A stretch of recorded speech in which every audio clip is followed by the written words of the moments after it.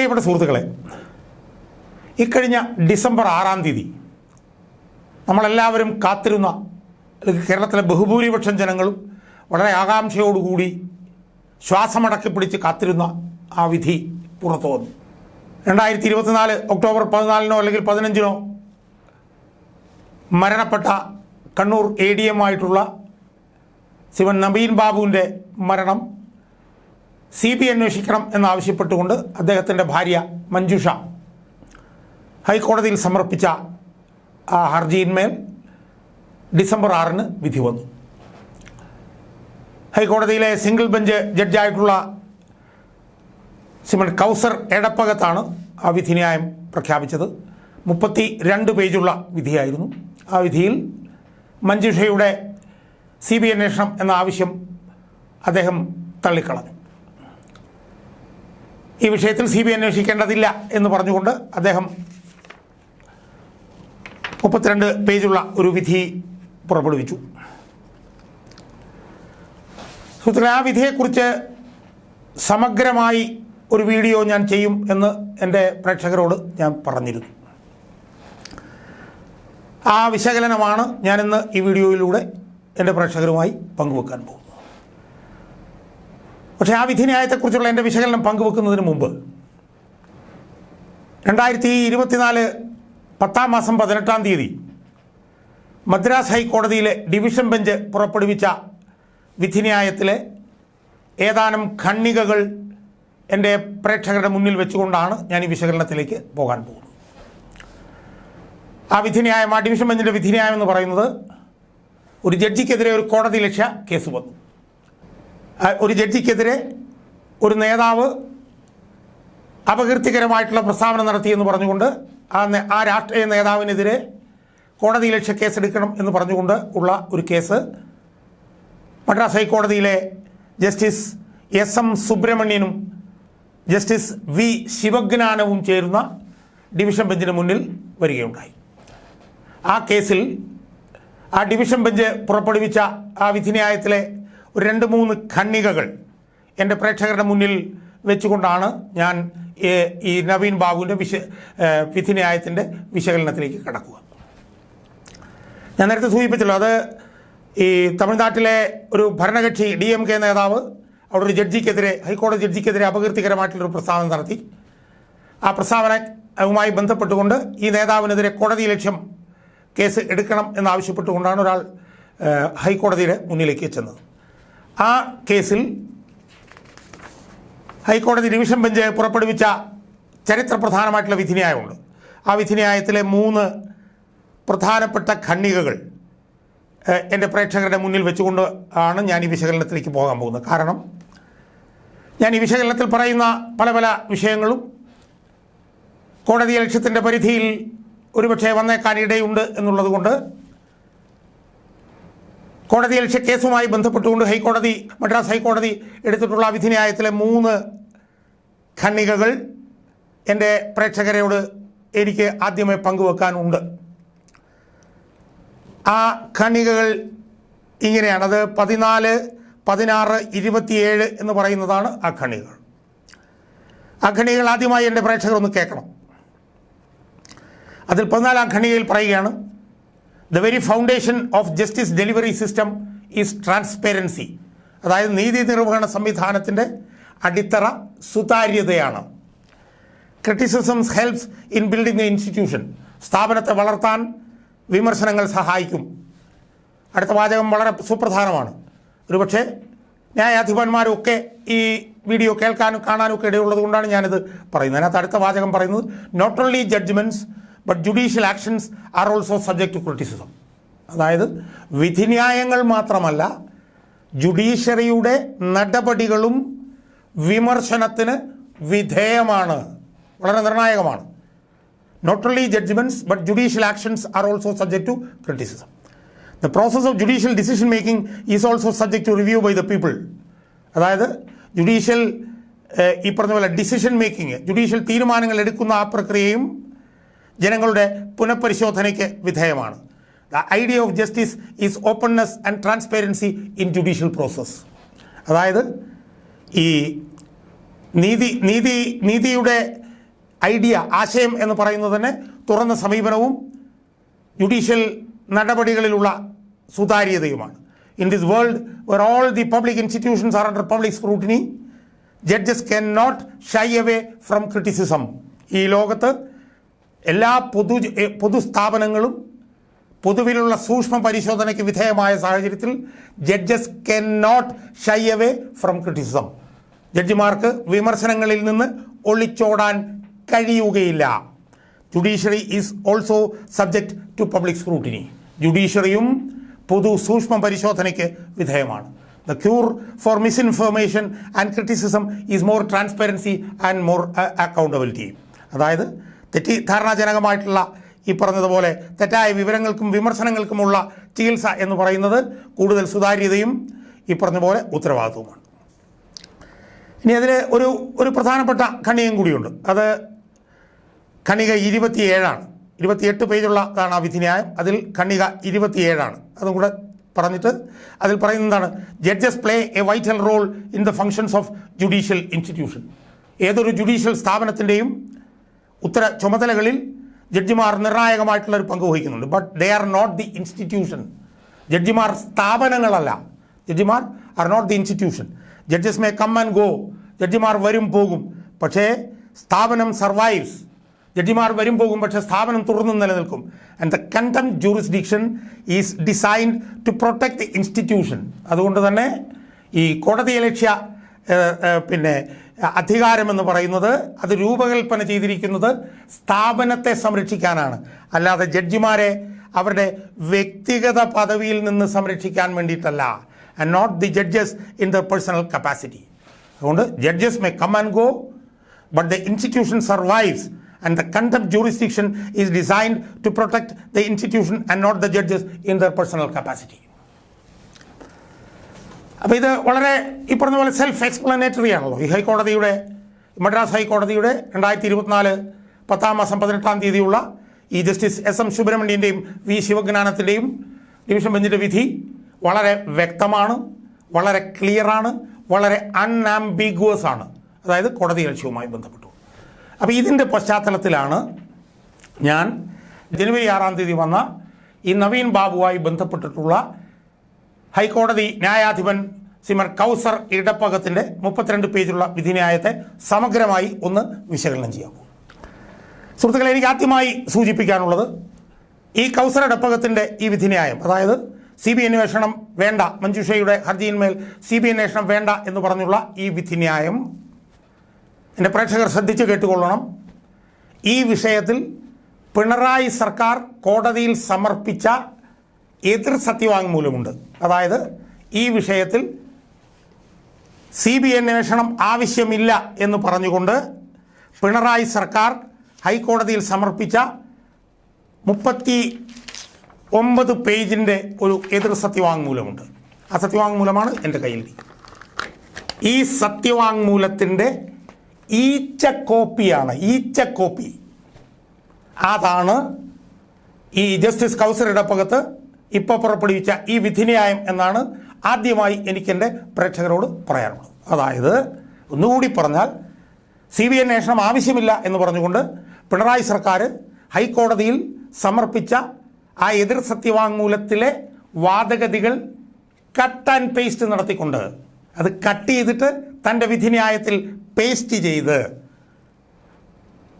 പ്രതികൾക്ക് വേണ്ടി, പ്രതികളെ രക്ഷപ്പെടുത്താൻ വേണ്ടി ഈ ന്യായാധിപൻ പടച്ചുണ്ടാക്കിയ ഒരു വിധിന്യായമാണ് ഡിസംബർ 6 അദ്ദേഹം പുറപ്പെടുവിച്ചത് എന്നാണ് എനിക്ക് ആദ്യമായി എൻ്റെ പ്രേക്ഷകരോട് സൂചിപ്പിക്കാനുള്ളത്. ഒരു കോപ്പി, ഒരു കട്ട് ആൻഡ് പേസ്റ്റ്, അതിനപ്പുറത്തൊന്നും ആ വിധിന്യായത്തിലില്ല എന്ന് ഞാൻ തെളിയിക്കാൻ പോവുകയാണ്. അർത്ഥശങ്കയ്ക്കിടയില്ലാത്ത വിധം ഇംഗ്ലീഷിൽ ഞാൻ നേരത്തെ പറഞ്ഞ അൺഈക്വോക്കലായി ഞാൻ തെളിയിക്കാൻ പോവുകയാണ്. സുഹൃത്തുക്കളെ, അദ്ദേഹം നമുക്കറിയാം ഡിസംബർ 6 അദ്ദേഹം ആദ്യമായിട്ട് ആ കേസ് അദ്ദേഹത്തിൻ്റെ മുന്നിൽ വരുന്നത്. ആ മുന്നിൽ വന്ന ദിവസം തന്നെ അദ്ദേഹം 2 പരാമർശം നടത്തി. ആ പരാമർശം നടത്തുമ്പോൾ അദ്ദേഹം ആ കേസിൻ്റെ വിശദാംശങ്ങളൊന്നും പരിശോധിച്ചിരുന്നില്ല, കേസ് ഡയറി കണ്ടിരുന്നില്ല, എതിർ സത്യവാങ്മൂലം പരിശോധിച്ചിരുന്നില്ല, ഹർജി പരിശോധിച്ചിരുന്നില്ല, ഒന്നും പരിശോധിച്ചിരുന്നില്ല ഈ ന്യായാധിപൻ. അപ്പോൾ ഒന്നും പരിശോധിക്കാത്ത ഈ ന്യായാധിപൻ, ഈ കൗസർ ഇടപ്പകത്ത് എന്ന് പറഞ്ഞ ന്യായാധിപൻ, അന്ന് 2 പരാമർശങ്ങൾ നടത്തി, 2 നിരീക്ഷണങ്ങൾ നടത്തി. ആ 2 നിരീക്ഷണങ്ങൾ എൻ്റെ പ്രേക്ഷകർ പ്രത്യേകം ശ്രദ്ധിച്ച് കേട്ടോണം. അതിലൊരു നിരീക്ഷണം എന്ന് പറയുന്നത്, ഈ CBI അന്വേഷണം എന്ന് പറയുന്നത് വളരെ സ്പെയറിംഗ്ലിയും വളരെ കോഷ്യസ്ലിയും വളരെ റെയറായിട്ടും ചെയ്യേണ്ട ഒരു കാര്യമാണ്. എന്ന് പറഞ്ഞാൽ വളരെ ശ്രദ്ധയോടുകൂടിയും വളരെ സൂക്ഷ്മതയോടുകൂടിയും വളരെ അപൂർവമായും ചെയ്യേണ്ട ഒരു കാര്യമാണ്. അതാണ് ആ ന്യായാധിപൻ അന്ന് നടത്തിയ ഒരു നിരീക്ഷണം. രണ്ടാമത്തെ ഒരു നിരീക്ഷണം എന്ന് പറയുന്നത്, എന്താണ് പോലീസ് അന്വേഷണത്തിലെ പ്രശ്നം? സുതാര്യമായിട്ടല്ലേ പോലീസ് അന്വേഷിക്കുന്നത് എന്ന് കൂടി അദ്ദേഹം ചോദിച്ചു. അപ്പോൾ അന്ന് ആ നിരീക്ഷണങ്ങൾക്ക് വളരെ പ്രാധാന്യമുണ്ട്. എന്താണ് ആ നിരീക്ഷണങ്ങൾ? ഈ ന്യായാധിപൻ നടത്തുമ്പോൾ ഈ ന്യായാധിപൻ കേസിൻ്റെ ഒരു രേഖയും കണ്ടിട്ടില്ല. കേസിൻ്റെ ഒരു രേഖയും താൻ കണ്ടിട്ടില്ല എന്ന് അദ്ദേഹം അന്ന് കോടതിയിൽ പറയുകയും ചെയ്തു, പരസ്യമായി ഓപ്പൺ കോർട്ടിൽ തന്നെ പറയുകയും ചെയ്തു. പക്ഷേ ആ കേസിലെ രേഖകളൊന്നും കാണുന്നതിന് മുമ്പ് തന്നെ CBI അന്വേഷണം ഈ പറഞ്ഞ പോലെ സ്പെയറിംഗ്ലിയും കോഷ്യസ്ലിയും റെയറായിട്ടും എക്സെപ്ഷണൽ സാഹചര്യങ്ങളിലുമാണ് വേണ്ടത് എന്ന് അദ്ദേഹം പറഞ്ഞു. 2, പോലീസ് അന്വേഷണത്തിന് എന്താണ് കുഴപ്പമെന്നും അദ്ദേഹം ചോദിച്ചു. അപ്പോൾ അതുകൊണ്ട് തന്നെ ആ നിരീക്ഷണം വെച്ചുകൊണ്ട് തന്നെ ഇതിൽ CBI അന്വേഷണത്തിനുള്ള സാധ്യത കുറവാണെന്ന് മാധ്യമങ്ങൾ വിശദമായി റിപ്പോർട്ട് ചെയ്തിരുന്നു. പക്ഷേ നിർഭാഗ്യവശാൽ എന്നെപ്പോലുള്ള ചില പോട്ടന്മാരൊക്കെ അതിൽ വലിയ കഴമ്പൊന്നുമില്ല. അതൊക്കെ ഈ പറഞ്ഞ പോലെ മഞ്ജുഷയുടെ ഭാഗത്തു നിന്ന് കൂടുതൽ കാര്യങ്ങൾ അറിയാൻ വേണ്ടിയായിരിക്കും എന്നൊക്കെ തെറ്റിദ്ധരിച്ചു പോയി. അതൊരു വലിയ തെറ്റിദ്ധാരണയായിരുന്നുവെന്ന് എൻ്റെ സുഹൃത്തും പൊതുപ്രവർത്തകനായിട്ടുള്ള ജോമോൻ പുത്തമ്പുരയ്ക്കൽ ഇന്ന് എന്നെ രാവിലെ വിളിച്ചിട്ട് പറഞ്ഞു, ഷാജാൻ അന്ന് പറ്റിയില്ല, തെറ്റ് പറ്റിപ്പോയില്ല. ഞാൻ പറഞ്ഞു, ജോമോൻ ഞാനൊരു പൊട്ടനായിപ്പോയി എന്ന് ഞാൻ പറഞ്ഞു. എന്തായാലും പത്രമാധ്യമങ്ങളെല്ലാം അന്നേ പറഞ്ഞിരുന്നു, ഇതിങ്ങനെ നിരീക്ഷണങ്ങൾ വന്നുകൊണ്ട് CBI അന്വേഷണത്തിലുള്ള സാധ്യത കുറവാകാനാണ് സാധ്യത എന്ന് പറഞ്ഞിരുന്നു. പക്ഷേ ഇപ്പോൾ എന്താ സ്ഥിതി എന്നറിയാമോ സുഹൃത്തുക്കളെ? ഈ വിധിന്യായം വന്നപ്പോൾ ആ ന്യായാധിപൻ അന്ന് എന്ത് നിരീക്ഷണങ്ങളാണോ നടത്തിയത്, അതേ നിരീക്ഷണങ്ങൾ വികസിപ്പിക്കുന്ന ഒരു വിധിന്യായമാണ് ഇപ്പോൾ വന്നിരിക്കുന്നത്. അതായത് CBI അന്വേഷണം വളരെ കോഷ്യസ്ലിയും വളരെ സ്പെയറിംഗ്ലിയും വളരെ റെയറായിട്ടും വളരെ എക്സെപ്ഷണൽ സാഹചര്യങ്ങളിലുമാണ് നടത്താൻ കഴിയുക എന്ന് അദ്ദേഹം ഒരു 4-5 വിധിന്യായങ്ങൾ ഉദ്ധരിച്ചുകൊണ്ട് അദ്ദേഹം സ്ഥാപിക്കാൻ ശ്രമിച്ചിട്ടുണ്ട്. കാരണം ആ വിധിന്യായങ്ങൾ വായിച്ചാൽ പോലും അദ്ദേഹം പറയുന്നതിന് വിരുദ്ധമാണ് കാര്യങ്ങൾ എന്നുള്ളത് ഞാൻ പിന്നീട് പറയാം. രണ്ടാമത്തത്, അദ്ദേഹം പോലീസിൻ്റെ അന്വേഷണം വളരെ ഗംഭീരവും വളരെ സ്തുത്യർഹവും ആയിട്ടാണ് നടത്തിയിരിക്കുന്നത് എന്ന് അദ്ദേഹം പറഞ്ഞിട്ടുണ്ട്. അപ്പോൾ ഇതിൽ നമ്മൾ മനസ്സിലാക്കേണ്ട ആദ്യത്തെ നിരീക്ഷണം എന്ന് പറഞ്ഞാൽ എന്താ? ഈ ന്യായാധിപൻ മുൻധാരണയുടെ അടിസ്ഥാനത്തിലാണ് ഈ കേസിനെ സമീപിച്ചത് എന്ന് നമ്മൾ പറയേണ്ടി വരില്ലേ സുഹൃത്തുക്കളെ? കാരണം കേസിൻ്റെ ഒരു രേഖയും കാണുന്നതിന് മുമ്പ് അദ്ദേഹം നടത്തിയിട്ടുള്ള അതേ നിരീക്ഷണങ്ങളാണ് അദ്ദേഹത്തിൻ്റെ വിധിന്യായത്തിൽ പ്രത്യക്ഷപ്പെട്ടിട്ടുള്ളത്. അന്ന് അദ്ദേഹം ആദ്യം നിരീക്ഷണം നടത്തുമ്പോഴത്തേക്ക് കേസിൻ്റെ ഒരു രേഖയും കണ്ടിട്ടില്ല. അന്ന് നടത്തിയ അതേ നിരീക്ഷണങ്ങൾ തന്നെയാണ് അദ്ദേഹത്തിൻ്റെ വിധിന്യായത്തിൽ കടന്നുകൂടിയിട്ടുള്ളത് എന്നുള്ളത് കൊണ്ട് അതിൻ്റെ വിശദമായിട്ടുള്ള വിശകലനത്തിലേക്ക് പോകുന്നതിന് മുമ്പ് എനിക്ക് സൂചിപ്പിക്കാനുള്ളത്, ഈ ന്യായാധിപൻ മുൻവിധിയോടുകൂടിയാണ്, ഈ ന്യായാധിപൻ മുൻധാരണയോടുകൂടിയാണ് ഈ കേസിനെ സമീപിച്ചത് എന്നുള്ളതാണ്. ഇനി നമുക്ക് കേസിൻ്റെ വിധിന്യായത്തിലേക്ക് വരാം. വിധിന്യായത്തിൽ 2 ഭാഗങ്ങളാണുള്ളത്. അതിലാദ്യം തന്നെ അദ്ദേഹം ഒരു 4-5 ഹൈക്കോടതി വിധികളൊക്കെ പറഞ്ഞിട്ട് ഇത് ഇങ്ങനെ ഈ പറഞ്ഞ പോലെ സ്പെയറിംഗിലെയും കോഷ്യസിലെയും എക്സെപ്ഷണൽ കേസസിലും റെയറായിട്ടുള്ള കേസസിലുമൊക്കെ മാത്രമേ CBI അന്വേഷണം പ്രഖ്യാപിക്കാവൂ എന്ന് സുപ്രീം കോടതി പറഞ്ഞിട്ടുണ്ട് എന്ന് പറഞ്ഞുകൊണ്ടാണ് അദ്ദേഹം അതിൻ്റെ 2ാം ഭാഗത്തേക്ക് പോകുന്നത്. അതിൽ അദ്ദേഹം 3-4 വിധിന്യായങ്ങൾ പറഞ്ഞിട്ടുണ്ട്. അതിൽ state of west Bengal and others versus committee of protection of democratic rights എന്ന് പറഞ്ഞ 2010 ഒരു വിധിന്യായം പറയുന്നുണ്ട്. വേറെ അങ്ങനെ 3-4 വിധിന്യായങ്ങൾ പറയുന്നു. അതിലെല്ലാം അദ്ദേഹം ഇതാണ് പറയുന്നത്, സ്പെയറിംഗ്ലി കോഷ്യസ്ലി ആയിരിക്കണം. where it becomes necessary to provide credibility and instill confidence in investigations, or where the incident may have national and international ramifications, or where such an order may be necessary to do complete justice and enforcing the fundamental rights. അപ്പോൾ ഇതാണ് അദ്ദേഹം പറയുന്നത്. എന്താണ്? പൊതുമണ്ഡലത്തിന് ഈ പറഞ്ഞ പോലെ വിശ്വാസമുണ്ടാകുന്നതും നിലയിൽ ഉള്ളതായിരിക്കണം, അതുപോലെ തന്നെ കംപ്ലീറ്റ് ജസ്റ്റിസ് ഉള്ളതായിരിക്കണം എന്നൊക്കെ പറഞ്ഞിട്ട് 3-4 കാര്യങ്ങൾ പറയുന്നുണ്ട്. It is necessary in order to do justice between the parties and to instill confidence in public mind, or where investigation by state police lacks credibility. അങ്ങനെയൊക്കെ ആയിരിക്കണം എന്നൊക്കെ പറഞ്ഞിട്ട് അങ്ങനെ 3-4 പറഞ്ഞിട്ടാണ് അദ്ദേഹം ഈ കോടതി ഈ 2ാം ഭാഗത്തേക്ക് അദ്ദേഹം പോകും. നമ്മളിതിൻ്റെ ആദ്യ ഭാഗം നോക്കിയാൽ തന്നെ അദ്ദേഹത്തിൻ്റെ ഈ പറഞ്ഞ പോലെ ഉദ്ധരണികൾക്ക് വിരുദ്ധമാണ് കാര്യം എന്ന് കൃത്യമാണ്. അതിൻ്റെ വിശദാംശങ്ങൾ നമുക്ക് രണ്ടാം ഭാഗത്തേക്ക് വരാം. ഇത് പൊതുജനങ്ങളുടെ ഇടയിൽ വിശ്വാസം വർദ്ധിപ്പിക്കുന്ന ഒരു അന്വേഷണമാണോ നടന്നിരുന്നത്? അതോ പോലീസ് അന്വേഷണത്തിന് വിശ്വാസ്യത ഉണ്ടായിരുന്നോ? ഇതൊക്കെ ഈ പറഞ്ഞതുപോലെ സംശയാസ്പദമല്ലേ?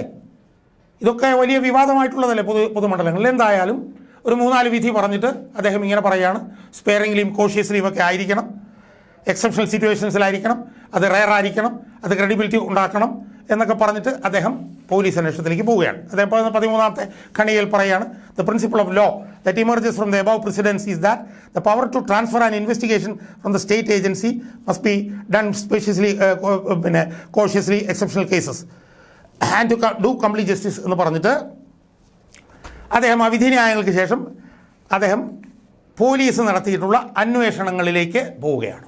അവിടെയാണ് ഏറ്റവും മാരകമായിട്ടുള്ള ഒരു ഒരു ഒരു സാഹചര്യം ഉരുത്തിരിയുന്നത്.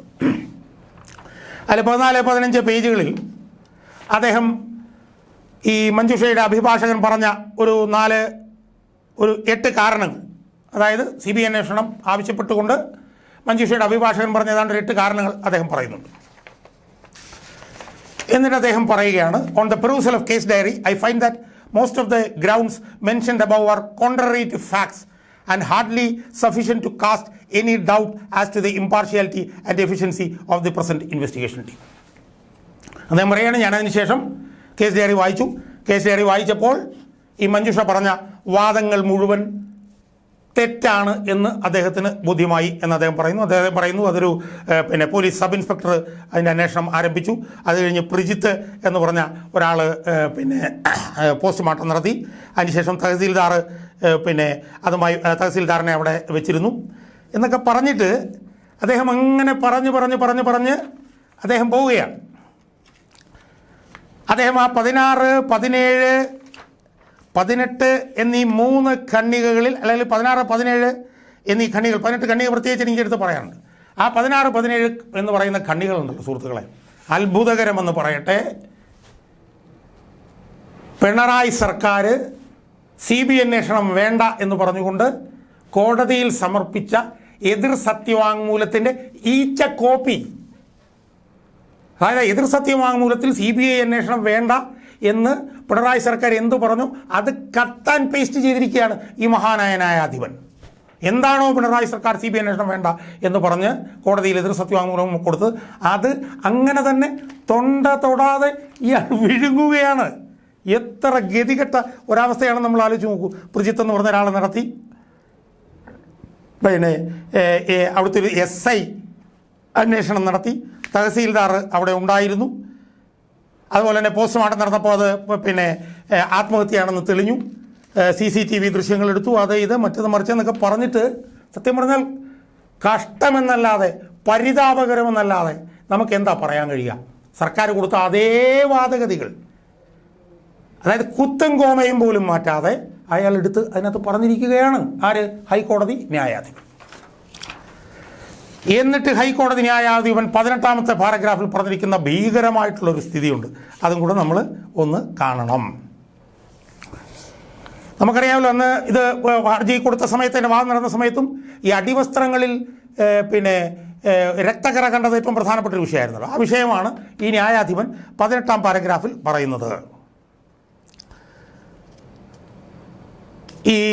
ഈ പറഞ്ഞതുപോലെ അയാളുടെ അടിവസ്ത്രത്തിൽ രക്തക്കറ ഉണ്ടായിരുന്നു എന്ന് മഞ്ജുഷയുടെ അഭിഭാഷകൻ വാദിച്ചു. പക്ഷേ പോസ്റ്റ്മോർട്ടത്തിന് അതൊന്നും പറഞ്ഞിരുന്നില്ല.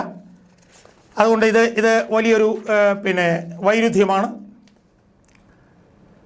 ദ ഇൻവെസ്റ്റിഗേഷൻ ടീം ക്വസ്റ്റ്യൻ എന്നിട്ട് ജഡ്ജി പറയുകയാണ്, ന്യായാധിപൻ പറയുകയാണ്, ഈ വിഷയത്തിൽ ഇൻവെസ്റ്റിഗേഷൻ ടീം പോസ്റ്റ്മോർട്ടം നടത്തിയ പ്രൊഫസറായിട്ടുള്ള TM പ്രജിത്തിനെ ചോദ്യം ചെയ്തു.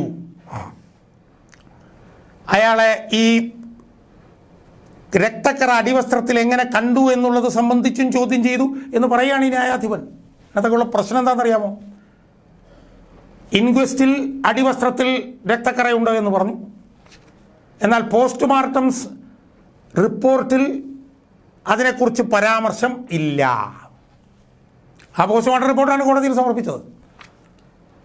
അപ്പോൾ പോസ്റ്റ്മോർട്ടം റിപ്പോർട്ട് കോടതിയിൽ സമർപ്പിക്കുന്ന സമയത്ത് ഈ പോസ്റ്റ്മോർട്ടം നടത്തിയിട്ടുള്ള ഈ ഡോക്ടർ ടി.എം. പ്രിജിത്ത് ഈ അടിവസ്ത്രത്തിൽ രക്തക്കറ എന്നുള്ളതിനെക്കുറിച്ച് പറയുന്നില്ല. പക്ഷേ ബഹുമാനപ്പെട്ട ന്യായാധിപൻ കണ്ടുപിടിച്ചിരിക്കുന്നു എന്ത്? He was questioned specifically with reference to the blood stains found in the undergarment. എപ്പോഴാണ് ന്യായാധിപ ഇത് ചെയ്തത്?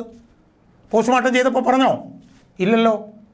ഞാൻ മനസ്സിലാക്കുന്നത് കോടതിയിൽ വാദം നടക്കുന്നതിന് തൊട്ട് മുമ്പ്, അല്ലെങ്കിൽ ഈ വിഷയം വിവാദമായതിനെ തുടർന്ന് ആണ് അയാളെ ചോദ്യം ചെയ്തതെന്ന് ഞാൻ മനസ്സിലാക്കുന്നത്. അത് വേദവാക്യം ഏറ്റെടുക്കുകയാണ് ന്യായാധിപൻ. എന്നിട്ട് പറയുകയാണ്, the doctor stated in his statement that the possibility of renal stone or any other pathology in the urinary bladder, ureter or urethra can cause bleeding through the external genitalia. അതായത് ഈ പറഞ്ഞതുപോലെ റീനൽ സ്റ്റോണോ അല്ലെങ്കിൽ urinary ബ്ലാഡറോ അതിനൊക്കെ എന്തെങ്കിലും ഈ പറഞ്ഞ പോലെ പ്രശ്നങ്ങളുണ്ടെങ്കിൽ രക്തക്കറ ഉണ്ടാകും. Thus the investigation was conducted to ascertain the reason for the blood stains found in the undergarment. ഒന്ന് ആലോചിച്ച് നോക്ക്, ഒരു ഹൈക്കോടതി ന്യായാധിപനാണ് ഇത് പറയുന്നത്. ആർക്ക് വേണ്ടി? പ്രതികൾക്ക് വേണ്ടി. പ്രതികൾക്ക് വേണ്ടി പറയുകയാണ് ഒരു ന്യായാധിപൻ. എത്ര ഭീകരമായിട്ടുള്ളൊരു സാഹചര്യമാണ് നമ്മൾ ആലോചിച്ച് നോക്കൂ. ഈ പോസ്റ്റ്മോർട്ടം നടക്കുന്ന സമയത്തിൽ ഈ അണ്ടർ ഗാർമെൻറ്റ്സിന് രക്തക്കറയെക്കുറിച്ച് വന്നിട്ടില്ല, എന്നാൽ ഇൻക്വസ്റ്റ് റിപ്പോർട്ടിലുണ്ടായിരുന്നു. ഇത് വലിയ വിവാദമായി, ഇത് വലിയ വൈരുദ്ധ്യമായി. അപ്പോൾ ഈ ന്യായാധിപൻ പ്രതികളെ സഹായിക്കുകയാണോ? ഞാൻ അന്വേഷിച്ച് നോക്കിയപ്പോൾ ഈ നവീൻ ബാബുവിന് ഇത്തരത്തിൽ യാതൊരു വിധത്തിലുള്ള ആരോഗ്യ പ്രശ്നങ്ങൾ ഉണ്ടായിരുന്നില്ല. റീനൽ സ്റ്റോണോ ഇതൊന്നും അയാൾക്കുണ്ടായിരുന്നില്ല എന്നാണ് ഞാൻ അവരുടെ ബന്ധുക്കളുമായിട്ട് സംസാരിച്ചപ്പോൾ മനസ്സിലായത്. പക്ഷേ ഈ മഹാനായ ന്യായാധിപൻ ജഡ്ജ്മെൻറ്റിൽ പറയുകയാണ്, അയാളെ ചോദ്യം ചെയ്തു. എപ്പോൾ ചോദ്യം ചെയ്തു ന്യായാധിപ? ഒന്ന് പറഞ്ഞേ, ന്യായാധിപൻ എന്ന് പറഞ്ഞേ, എപ്പോൾ ചോദ്യം ചെയ്തു? പോസ്റ്റ്മോർട്ടം റിപ്പോർട്ട് ചെയ്തിട്ടുണ്ടായിരുന്നോ? ഇല്ലല്ലോ. അപ്പോൾ അത് കഴിഞ്ഞ് ഇയാളെ ചോദ്യം ചെയ്ത കാര്യം ന്യായാധിപനും പിന്നെ പോലീസും മാത്രം അറിഞ്ഞിട്ടുള്ളോ? ഇതാണ് എൻ്റെ സംശയം. എന്നിട്ട് ഡോക്ടർ പറഞ്ഞ കാര്യങ്ങൾ വേദവാക്യം പോലെ ഈ ന്യായാധിപൻ എഴുതി വച്ചിരിക്കുകയാണ്. അപ്പോൾ ഇതൊക്കെ വലിയ തോതിൽ ദുരൂഹമാണ് എന്ന് മാത്രമേ ഞാൻ സൂചിപ്പിക്കുന്നുള്ളൂ. വളരെ വലിയ ഒരു ദുരൂഹത ഇതിനകത്തുണ്ട് എന്നാണ് എനിക്ക് പറയാം. അതിനുശേഷം ന്യായാധിപൻ എന്ത് ചെയ്യുന്നറിയാമോ?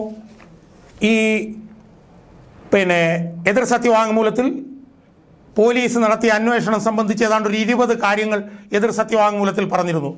ഈ കാണുന്നത് എതിർ സത്യവാങ്മൂലത്തിൽ പറഞ്ഞിരുന്നതാണ് ഈ പോയിന്റുകൾ. ഏതാണ്ട് ഒരു 20ഓളം പോയിന്റുകൾ.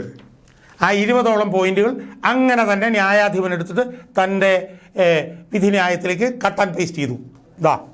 അത് തന്നെ ആ 20 പോയിന്റുകൾ അയാളെടുത്തിട്ട് കട്ട് ആൻഡ് പേസ്റ്റ് ചെയ്യാം. എന്നിട്ട് ഏറ്റവും അപകടകരമായിട്ടുള്ള ഒരു ഖണ്ഡിക അടുത്തതാണ്. ഇന്ത്യൻ ജുഡീഷ്യറിക്ക് തന്നെ ഏറ്റവും വലിയ നാണക്കേടുണ്ടാക്കുന്ന ഒരു ഖണ്ഡികയാണ് ഈ കൗസർ എടപ്പകത്ത് എന്ന് പറഞ്ഞ ന്യായാധിപൻ്റെ 20ാം ഖണ്ഡിക. നമ്മൾ കേട്ടോണം. It appears from the case diary that the investigation is proceeding in the right direction, adhering to all the best practices in criminal investigation. എങ്ങനെയുണ്ട്? It appears from the case diary that the investigation is proceeding in the right direction, adhering to all the best practices in criminal investigation. ഇത് ആരെ സംരക്ഷിക്കാൻ വേണ്ടിയിട്ടാണിത്? ആരെ സംരക്ഷിക്കാൻ വേണ്ടിയിട്ടാണ് ന്യായാധിപൻ ഇത് പറയുന്നത്?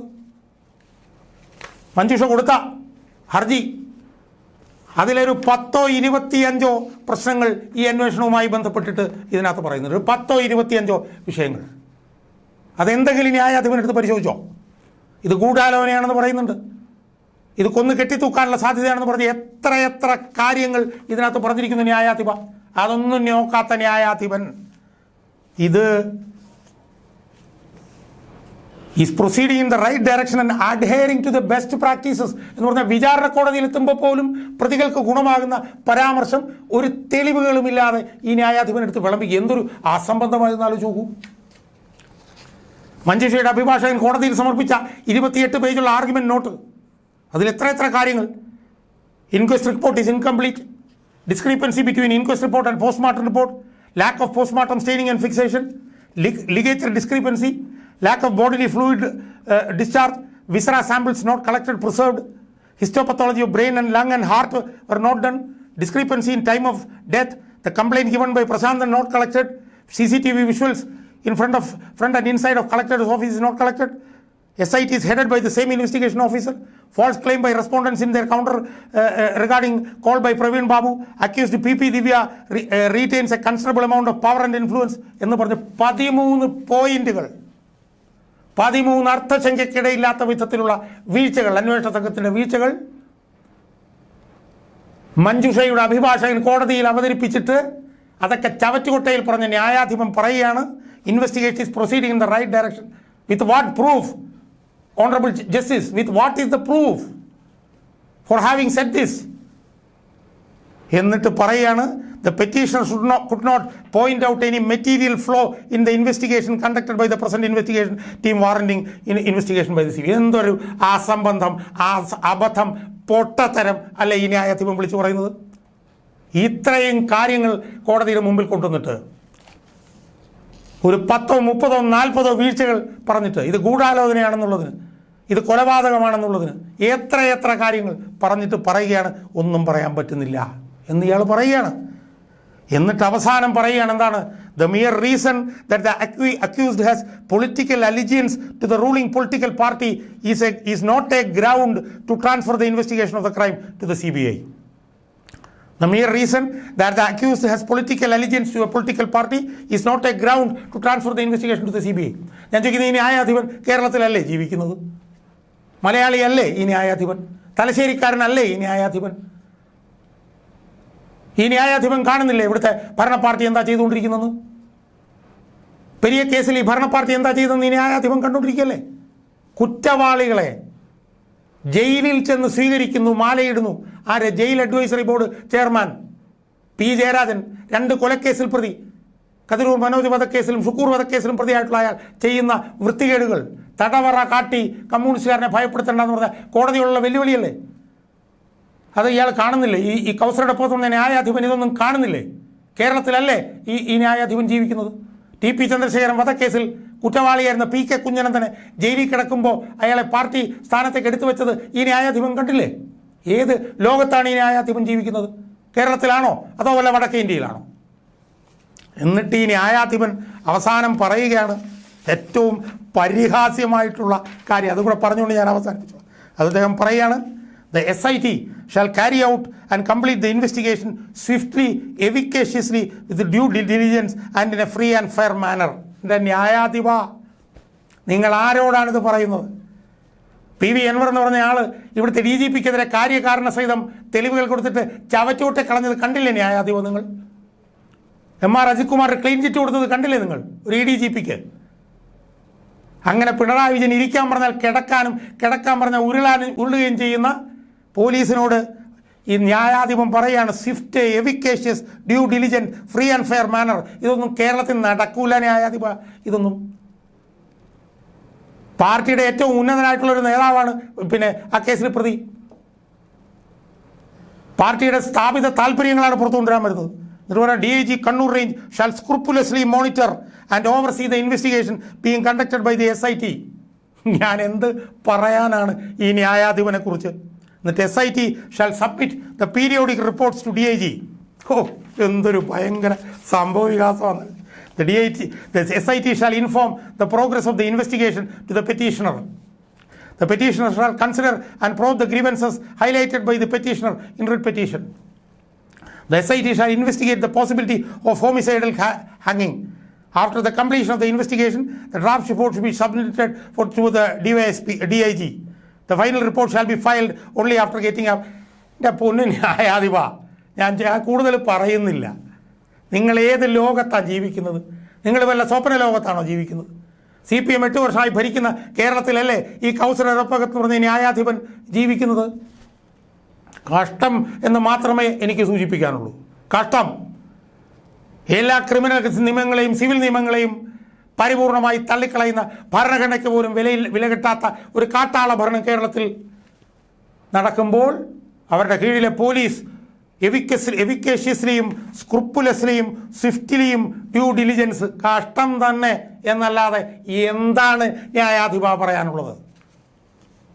കഷ്ടം എന്നല്ലാതെ എന്താ പറയാനുള്ളത്? അതുകൊണ്ട് ഞാൻ കൂടുതൽ ദീർഘിപ്പിക്കുന്നില്ല.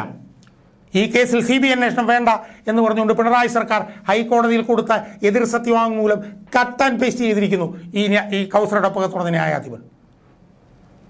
ആ എതിർ സത്യവാങ്മൂലത്തിൻ്റെ ഈച്ച കോപ്പിയാണ് ഈ ന്യായാധിപൻ്റെ വിധിന്യായം. ആ എതിർ സത്യവാങ്മൂലത്തിൽ ഇല്ലാത്ത എത്ര വാചകങ്ങൾ കാണിക്കാൻ പറ്റിയിട്ടുണ്ട് ഇവിടെ. അതുകൊണ്ട് അവസാനം എനിക്ക് സൂചിപ്പിക്കാനുള്ളത്, ഒരു 2-3 വിധിന്യായങ്ങൾ ഇതിനു മുമ്പ് വന്നിട്ടുണ്ട്, അതൊന്ന് വായിച്ചു നോക്കണം ഈ ന്യായാധിപൻ. ഒന്ന്, ബെച്ചു കുര്യൻ തോമസ് പറഞ്ഞിട്ടുള്ള താങ്കളുടെ സഹപ്രവർത്തകൻ ബാലഭാസ്കറിൻ്റെ വിഷയത്തിൽ CBI അന്വേഷണം ആവശ്യപ്പെട്ടുകൊണ്ടുകൊണ്ടൊന്നൊരു വിധിന്യായമുണ്ട്, ഒന്ന് വായിച്ചു നോക്കണം. അതിലും പറഞ്ഞത് മാതാപിതാക്കളുടെ രോദനമാണ്. ന്യായാധിപ മാതാപിതാക്കളുടെ, ബാലഭാസ്കറിൻ്റെ അച്ഛൻ്റെയും അമ്മയുടെയും രോദനം, അതിന് പറഞ്ഞതാ. അതുപോലെ തന്നെ ഷുക്കൂർ വധക്കേസിൽ ജസ്റ്റിസ് കമാൽ പാഷയുടെ ഒരു വിധിയുണ്ട് CBI അന്വേഷണം അംഗീകരിച്ചുകൊണ്ട്, അതിലും പറഞ്ഞത് മാതാപിതാക്കളുടെ രോദനമാണ് പറഞ്ഞത്. പെരിയ വധക്കേസിൽ ഒരു CBI അന്വേഷണം വന്നു, P. സുധീന്ദ്രനാഥിൻ്റെ ഒരു ജഡ്ജ്മെൻ്റ് ഉണ്ടെന്ന് വായിച്ച് നോക്കണം കൗസർ എടപ്പകത്ത് പറഞ്ഞ ഈ ന്യായാധിപൻ. അതുകൊണ്ട് കൂടുതൽ ഞാനൊന്നും പറയുന്നില്ല, എനിക്ക് പറയാവുന്നതെല്ലാം ഞാൻ പറഞ്ഞു കഴിഞ്ഞു എന്നാണ് ഞാൻ വിശ്വസിക്കുന്നത്. എന്തായാലും കൗസർ എടപ്പകത്ത് പറഞ്ഞ ഈ ന്യായാധിപൻ്റെ ഈ വിധിന്യായത്തോടുകൂടി ഹൈക്കോടതിയുടെ വിശ്വാസ്യത ഈ പറഞ്ഞ പോലെ പാതാള കുഴിയിലേക്ക് വീണിരിക്കുന്നു ഹൈക്കോടതിയുടെ വിശ്വാസ്യത. ഇനി ഡിവിഷൻ ബെഞ്ചിലേക്കൊക്കെ പോകുമ്പോൾ എതിരൊരു വിധി വന്നാൽ ആ വിശ്വാസ്യത ഉയരും. പക്ഷേ ഈ ഒരൊറ്റ വിധിന്യായം, ഈ കൗസർ എടപ്പകത്ത് പറഞ്ഞ ന്യായാധിപൻ്റെ ഈ ഒരൊറ്റ വിധിന്യായം കേരള ഹൈക്കോടതിയുടെ വിശ്വാസ്യത 99%, അതായത് സുധീന്ദ്രനാഥും ബെച്ചു കുര്യൻ തോമസും കമാൽ പാഷയെ പോലെയുള്ള ആളുകൾ, ന്യായാധിപന്മാർ ഉയർത്തിക്കൊണ്ടുവന്ന ഈ കോടതിയുടെ വിശ്വാസ്യത തകർത്ത് തരിപ്പണമാക്കിയിരിക്കുകയാണ് ഈ കൗസർ എടപ്പകത്ത് തൻ്റെ വിധിന്യായത്തോടെ ചെയ്തിരിക്കുന്നത്. ഇത് പ്രതിയെ സംരക്ഷിക്കാൻ വേണ്ടി, നവീൻ ബാബുവിനെ കൊല വിളിച്ചിട്ടുള്ള പ്രതികളെ സംരക്ഷിക്കാൻ വേണ്ടി, പ്രതികൾക്ക് വേണ്ടി എഴുതി തയ്യാറാക്കിയിട്ടുള്ള ഒരു വാറോലയാണ് ഈ വിധിന്യായം എന്നാണ് എനിക്ക് എൻ്റെ പ്രേക്ഷകരോട് ഈ അവസരത്തിൽ പറയാനുള്ളത്. ഇനി കൂടുതൽ കാര്യങ്ങൾ പറയാനുണ്ട്, അത് വേറെ വീഡിയോയിൽ ഞാൻ പറഞ്ഞുകൊള്ളാം.